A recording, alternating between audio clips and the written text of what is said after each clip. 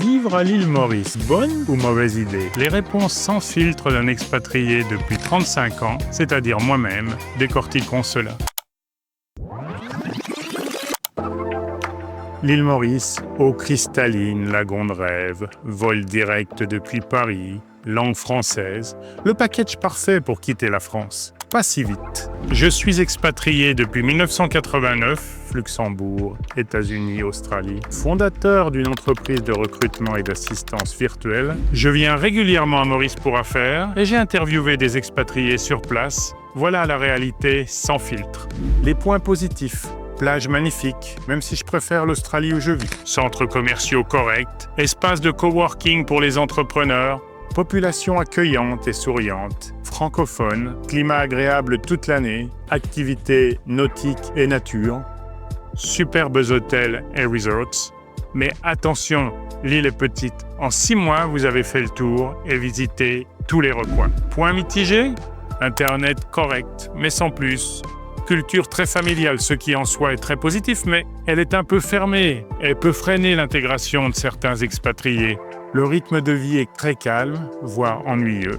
Maintenant, les vrais problèmes. D'un point de vue professionnel d'abord et aussi vie privée. La mentalité et le rythme. Il y a une lenteur généralisée, il y a un manque de rigueur professionnelle, il y a un turnover élevé si vous devez avoir du personnel. Et si vous recherchez stimulation intellectuelle et dynamisme, passez votre chemin. Je viens ici pour affaires et pour être honnête, je n'ai pas rencontré beaucoup d'esprits brillants. Ils sont un peu lents. Bon, la cafetière fonctionne au ralenti, si on peut dire.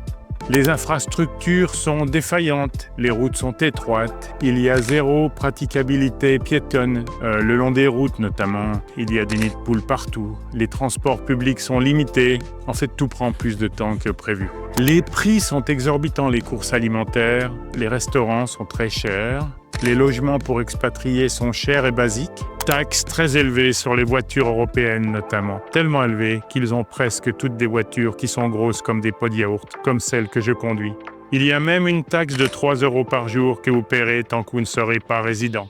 L'alcool et les tabacs sont fortement taxés, beaucoup plus qu'en France et en Europe. Vous trouvez rarement des hôtels à moins de 300 € la nuit, voire bien plus. En fait, le rapport qualité-prix est catastrophique. Côté sécurité, ça va, mais c'est une sécurité relative. Regardez les maisons, elles ont toutes des murs hauts et des barbelés, ça veut quand même dire quelque chose. Pas de danger majeur, mais pas complètement serein non plus. Le verdict? Oui, peut-être, pour des vacances en resort, si votre budget est confortable. Oui, pour des retraités fortunés, s'ils aiment le style de l'île. Pourquoi pas pour des nomades digitaux pour 6 ou 12 mois, mais non si vous voulez construire une vie sur le long terme, à moins que votre compagnon soit local.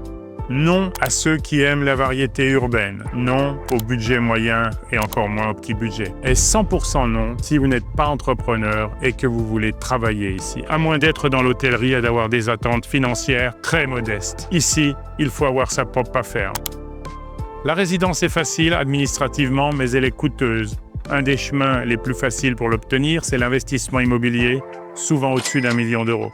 En résumé, Maurice, c'est Instagram-friendly, mais surcoté. Parfait pour rêver, moins pour vivre au quotidien. La vraie question, cherchez-vous des vacances permanentes ou une vraie qualité de vie sur le long terme? Si vous êtes un entrepreneur travaillant à distance et que vous voulez passer quelques mois ici, pourquoi pas? Mais pour le long terme, non.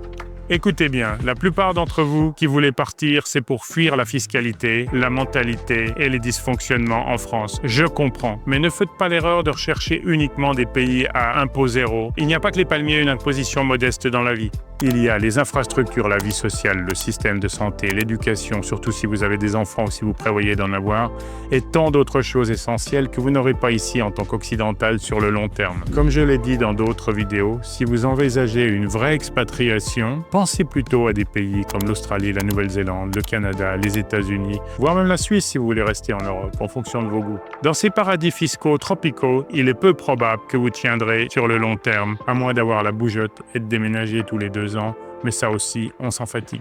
Et comme je vous ai dit, je suis recruteur de personnel à distance à bas coût, et si l'offshoring peut vous intéresser, n'hésitez pas à me contacter. Je suis Franck Jeannet, et si vous avez aimé cette vidéo, mettez un like ou abonnez-vous à la chaîne. Au revoir.